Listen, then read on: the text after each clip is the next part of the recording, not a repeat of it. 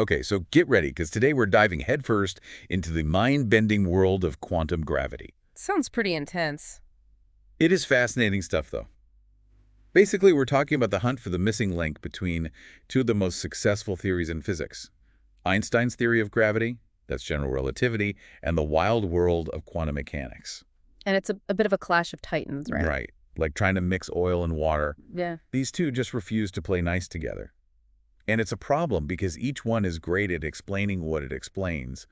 But when they bump up against each other, things get complicated. To put it mildly, general relativity gives us this beautiful picture of gravity as a curvature of space-time, explaining everything from the motion of planets to the existence of black holes. Right, and it works amazingly well on those large scales. Yeah. But then we zoom in to the tiniest particles, and suddenly we're in the quantum realm where things get fuzzy, uncertain, and particles behave like waves. And that's where the trouble starts. General relativity just can't handle the weird, probabilistic nature of quantum mechanics. It's like they're speaking total different languages. Yeah, and for physicists, that's a major headache because it means our picture of the universe is incomplete. And that's where quantum gravity theories come in, right? They're trying to build a bridge between these two worlds. Exactly. We're trying to find a theory that can describe gravity in a way that plays nicely with quantum mechanics. And one of the leading contenders in this cosmic quest is loop quantum gravity, or LQG for short. LQG, it sounds like something out of Star Trek. Well, it's definitely just as mind-bending. The basic idea of LQG is that space-time itself, the very fabric of reality, isn't smooth and continuous like we tend to picture it. Wait, so it's not like a smooth canvas? Not quite. Instead, it's made up of incredibly tiny, discrete chunks, almost like a chainmail suit of armor at the smallest imaginable scale, woven together by these loops, which give the theory its name. Okay, so instead of a smooth sheet of fabric, space-time is more like a tightly woven mesh. Exactly. And these loops are unbelievably tiny. We're talking about the Planck length here, which is about 1035 meters. To put that into perspective, if an atom were the size of the entire observable universe, the Planck length would be about the size of a tree. That's how incredibly small these loops are. Okay, wow. Yeah, that's definitely incredibly small. Yeah. So this picture of space-time being like a chainmail fabric made of these Planck-sized loops, that's what LQG is all about. That's the core of it. And what makes LQG so fascinating is that it offers this really elegant and potentially testable framework for understanding quantum gravity. Testable. So it's not just a beautiful mathematical idea, there's a chance we could actually see it in action. That's the hope. And that's what sets it apart from some other quantum gravity theories, like string theory, which has been notoriously difficult to test experimentally. So that's what makes it more scientifically sound, right? If a theory can be tested, it means we can potentially prove it wrong, and that's how science progresses. Exactly. LQG puts itself out there, makes specific predictions about how gravity behaves at these incredibly tiny scales, and that opens the door for experimental verification. And that's what makes recent developments so exciting. Okay, now you've got my attention. What are these developments? Spill the tea. All right, so last we left off, we were talking about LQG, this super interesting theory that says that space-time is kind of like a chainmail suit of armor made of these crazy tiny loops at the Planck scale. Right, and unlike some of its quantum gravity rivals, LQG makes specific predictions that we could actually observe. Exactly, so we could actually test it, see if it holds up in the real world. And that brings us to the really exciting part. An experiment that was specifically designed to test some of LQG's predictions. Okay, you're talking about the LASSO experiment, right? The one that was making headlines a little while back. That's the one. It was conducted by a team of super talented scientists over in China, and it focused on something called Lorentz invariance violation, or LV. LIV, huh? Yeah. That sounds pretty intense. It is a pretty big deal in the physics world. Basically, Lorentz invariance is this fundamental principle that says the laws of physics are the same everywhere in the universe, no matter what.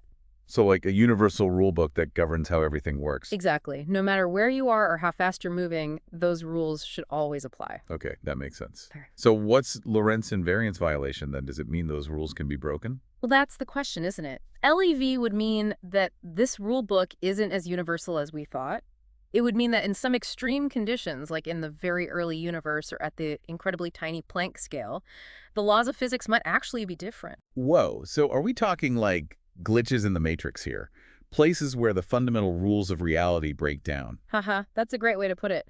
And some versions of LQG actually predicted that we might observe LIV at these incredibly tiny Planck scales. So the LASSO experiment was designed to test this prediction. They were trying to find evidence of LIV, which, if found, could have actually supported LQG. Precisely. Imagine the implications if they had found evidence that the laws of physics could be broken under certain conditions. It would completely change our understanding of the universe. Exactly. But, well, it didn't quite work out that way. The LASSO experiment was super sensitive, but it didn't detect the kind of LIV that those specific LQG models predicted. Oh, wow. So does this mean LQG is out? Was this experiment like a knockout punch for this chainmail suit of spacetime idea? Well, it's not quite that simple. The LASSO results don't completely invalidate the core idea of LQG that spacetime might be quantized at the Planck scale. But they do throw a bit of a wrench into the works. They tell us that those specific LQG models predicting a certain kind of LVV need to be revisited, possibly revised. So back to the drawing board for some physicists, but that's science, right? Constantly testing, refining our understanding based on new evidence. Exactly. And these LASSO results have really stirred up the physics community, sparked some interesting debates. Tell me more about these debates. What are physicists saying? So where do we go from here? The LASSO experiment didn't exactly give us a clear-cut answer, but it definitely threw some shade on certain versions of LQG. Right. And that's the beauty of science. Yeah, it's not always about being right or wrong, but about following the evidence wherever it leads. Exactly. And in this case, the LASSO results are telling us that some of our assumptions about how space-time behaves at those incredibly tiny scales, those might need a bit of a rethink. So it's back to the drawing board for some physicists. But hey, that's all part of the process, right? Always refining our understanding of the universe. Absolutely. And it sparked such an interesting debate in the physics community. We have physicists like Carlo Rovelli, a huge proponent of LQG, who's saying, hold on, this doesn't mean LQG is dead in the water. The LASSO results just challenge certain models, not the whole theory. Okay, so he's still optimistic about the core idea of LQG, just maybe not all the specifics. Exactly. But then you have others, like Sabine Hassenfelder, who've been a bit more critical of LQG all along, and they're saying, look, we've been trying to make LQG work for a while now, and we're still lacking that rock-solid experimental validation. Maybe it's time to start exploring other avenues. Ah, so they're saying, don't put all your eggs in one basket, basically. Yeah, and Hassenfelder, she's a big advocate for this kind of open-minded approach, exploring a wider range of quantum gravity theories, some of which are really wild, even weirder than LQG. I think I need to do a deep dive just on Sabine Hassenfelder and her ideas. You definitely should. She's got some fascinating stuff out there. Really makes you question everything you thought you knew about reality. But the takeaway here is it's important to have that diversity of thought, to have researchers tackling this quantum gravity puzzle from all these different angles. Yeah, because who knows, the right answer might come from the most unexpected place. Exactly. It's like that saying, if you're the smartest person in the room, you're in the wrong room. We need those different perspectives, those bold ideas to push the boundaries of our understanding. I love that. So where does this leave us then?